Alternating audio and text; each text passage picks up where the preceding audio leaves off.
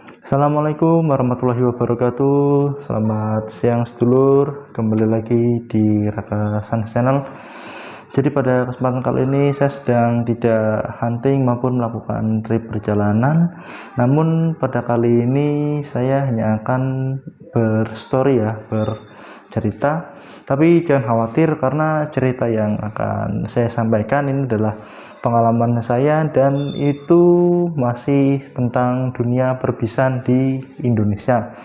Sebelum lanjut cerita, bagi teman-teman yang belum mensubscribe channel ini, silakan bisa menekan tombol subscribe, di-subscribe agar saya senang dan Anda tidak ketinggalan video-video kami berikutnya. Oke, kita lanjut ya cerita ya. Ini pengalaman saya. Ini pure pengalaman pribadi saya, dan setiap orang tentu memiliki pengalaman yang sama meskipun mungkin dengan bis yang sama. Ya, kita pengalamannya beda walaupun di bis yang sama. Oke. Jadi untuk bis sendiri saya sebenarnya sudah sejak kecil ya. Sejak umur 3 tahun kurang lebih saya itu sudah sering diajak oleh ayah saya kalau pagi untuk jalan-jalan keliling di Jakarta, karena dulu di Lenteng Agung ada bis Kuantas Bima itu jurusan Depok Pasar Minggu kalau nggak salah. Nah itu naik bis Kuantas Bima pagi-pagi, kalau nggak agak siangan jam 9 itu diajak ayah saya ke pinggir jalan di depan stasiun situ Lenteng Agung, lihat-lihat bis di situ. Dan juga karena dari kecil sudah istilahnya dekat lah dengan bis, dan alhamdulillah besar pun juga masih sama, masih juga dekat dengan bis ya, meskipun mungkin secara pengalaman saya masih jauh dari para senior saya, karena saya yakin senior saya jauh pengalamannya lebih banyak dan lebih paham tentang dunia perbisan. Tapi di sini saya hanya akan menyampaikan pengalaman yang saya alami, dan mohon maaf apabila mungkin ada ketidaksamaan dengan pengalaman panjenengan. Oke, lanjut saja. Karena saya itu lahir di Kabupaten Batang dan juga orang tua saya itu kelahiran Kabupaten Batang, makanya kalau dulu mudik itu pulang naik bis yang tujuannya ke Pekalongan. Dan salah satu bis yang dulu sering menjadi langganan keluarga saya itu adalah PO Sinar Jaya. Nah, pasti udah nggak asing ini sama bis Sinar Jaya, yang mana ini ya sudah sangat terkenal di daerah Pelat G, Sinar Jaya. Nah, untuk tiketnya itu adalah seperti ini. Ini adalah contoh beberapa tiket yang saya miliki, karena beberapa tiket yang lain sudah saya tukarkan dengan kalender. Bagi teman-teman Sinarja Mania pasti tahu kok kalau setiap tahun Sinarja itu melakukan program penukaran tiket. Jadi tiket dengan nominal 150.000 itu bisa ditukarkan dengan satu kalender. Nah, dan ini sisa tiket yang saya miliki. Dan untuk tiket yang saat ini itu kan yang seperti ini, bentuknya sudah struk dengan barcode ya. Jadi untuk Sinar Jaya sendiri sebenarnya sudah banyak sekali kenang-kenangan saya di Sinar Jaya, mulai dari Sinar Jaya Ekonomi, bisnis AC, atau mungkin sampai Sinar Jaya yang AC eksekutif. Nah, ini bagi teman-teman yang bukan domisili daerah Pelat G mungkin agak aneh ya dengar bis eksekutif tapi kok seatnya dua-dua seperti patah.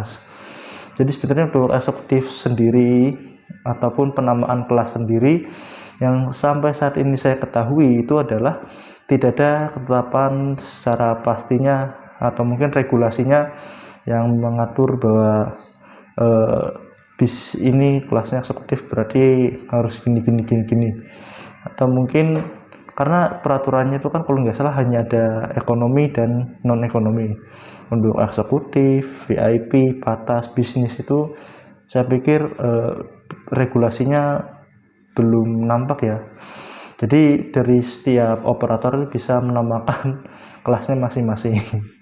Nah kalau di Sinar Jaya dulu itu seat yang dua-dua itu diberi nama eksekutif, yang seatnya kanan 3 kiri 2 itu diberi nama bisnis AC. Dan juga saya akan mengambil satu sampel tiket ini untuk dilihatkan secara jelas buat teman-teman. Dan ini adalah satu contoh tiket Sinar Jaya utuh yang tidak disobek kertas kontrolnya. Ini full panjangnya segini. Jadi dulu tuh kan kalau orang beli tiket Sinar Jaya itu kan kadang tiketingnya tuh disobek tiketnya yang bagian kontrolnya. Dan saya sebagai orang yang suka bis kadang berharap aduh jangan disobek biar tiketnya itu full utuh panjang. Ya entah karena apa alasannya, yang jelas saya bangga aja punya tiket Sinar Jaya yang utuh nggak disobek kontrolan. Oke lanjut ya. Jadi di tiket yang ini ada tulisan bodinya itu 28VX kan, kelihatan ini saya naik dari terminal Pekalongan. Untuk bodi 28VX sendiri itu dia menggunakan bodi Rahayu Sentosa Concerto, tapi yang lampunya itu bulat-bulat. Pokoknya Sinar Jaya itu ada yang lampu bulat-bulat dan itu di bodi Concerto. Dan saya katakan itu juga salah satu unit yang langka ya, bodi yang langka, Sinar Jaya lampu bulat-bulat di bodi Rahayu Sentosa Concerto itu. Dan saat ini untuk bodi 28VX sendiri bisnya masih ada, masih jalan, walaupun saya udah nggak tahu ya jalan kemana 28VX, tapi bodinya itu sudah tidak lagi Rahayu Sentosa, sudah menggunakan bodi Laksana Discovery, sudah diangkat bodi ya, diganti bodinya untuk peremajaan. Dan itu udah lama banget saya naik 28VX itu, tahun berapa itu terakhir, sebelum ada Trans Jawa pokoknya 2013an apa ya kalau nggak salah, itu udah terakhir kali saya naik Sinar Jaya bodi lama itu tahun segitu. Dan setelahnya Kampung Rambutan Pekalongan tuh kalau malam dari Pekalongan malam itu diisi oleh bodi 77RB. 77RB itu legasi SR1 Skybus, yang legasi SR1 yang facelift ya, yang baru. Nah itu. Dan juga dulu saya juga sempat menaiki salah satu unit rare-nya Sinar Jaya, unit langkanya Sinar Jaya itu Sinar Jaya dengan bodi Resto Ibu Scania. Nah masih mungkin beberapa masih ada yang asing ya, apa iya Sinar Jaya dulu itu punya bodi Scania Resto Ibu? Punya, dulu Sinar Jaya itu punya Scania. Sinar Jaya itu dulu punya Scania ya, Scania, tapi tulisannya bukan SCA tapi SKA, Scania buatan Resto Ibu. Tapi dulu tuh liverynya bukan yang pelangi, tapi liverynya itu adalah livery yang stripping biru tua biru muda yang mirip-mirip Mayasari. Nah itu bodi bisnya yang dipakai Sinar Jaya waktu itu, yang Resto Ibu khusus warna biru. Dan saat ini saya ketika ingin bernostalgia, ingin melihat fotonya, saya masih belum menemukan, entah dari grup fanspage manapun, saya masih belum menemukan. Dan alhamdulillah saya bersyukur karena saya sempat punya pengalaman dengan bis itu. Waktu itu saya naik dari terminal Kampung Rambutan, udah malam banget waktu itu, sekitar jam 10 malam bis baru berangkat. Tapi kondisi terminal saya itu emang bener-bener lagi sepi. Jadi bis terakhir yang berangkat, yang jurusan ke daerah Pekalonganan. Yang kompetitornya juga ada, tapi sepertinya Perpal ya, karena seingat saya waktu itu dia bisnya ini ya gelap, nggak dinyalakan, mungkin buat persiapan keberangkatan pagi harinya. Dan juga teman-teman yang pelangganan Sinar Jaya mungkin juga akan sangat nostalgia apabila panjenengan itu ingat bahwa dulu Sinar Jaya itu punya servis yang beda dari kompetitornya. Itu adalah sebuah servis yang berupa menyediakan snack bagi penumpang. Nah, saya pikir itu juga sangat ikonik Sinar Jaya banget waktu itu, karena dua kompetitor lainnya atau mungkin beberapa kompetitor lainnya tidak menerapkan hal demikian. Itu dulu snacknya tuh ada air mineral, kemudian wafer sama tisu basah. Dan untuk tisu basah sendiri itu ada tulisannya Sinar Jaya bis cepat. Dulu waktu saya kecil saya masih nggak terlalu paham apa itu bis cepat, dan akhirnya saya tanyakan ke ayah saya. Jadi bis cepat itu adalah bis yang tidak mengambil penumpang di jalan. Dan rumah makannya sampai saat ini juga masih sama, yaitu di Taman Selera. Hanya saja Taman Seleranya sudah letaknya berbeda ya. Dulu Taman Selera letaknya di Losarang, Pantura Indramayu, dan sekarang Taman Selera itu di exit tol Cikedung Cikamurang. Dulu tuh kalau lepas Taman Selera Pantura di Losarang itu ada dua kemungkinan yang akan naik ke bis kita. Satu, pengamen dangdut, yang kedua bakul buah.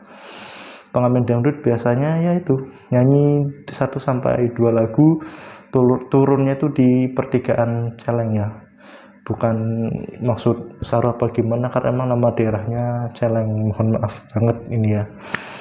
Dan bakul buah pun demikian, dan yang sangat menarik adalah bakul buahnya. Beliau itu pedagangnya berjualan dengan nominal yang sama tapi dengan jumlah buah yang berbeda.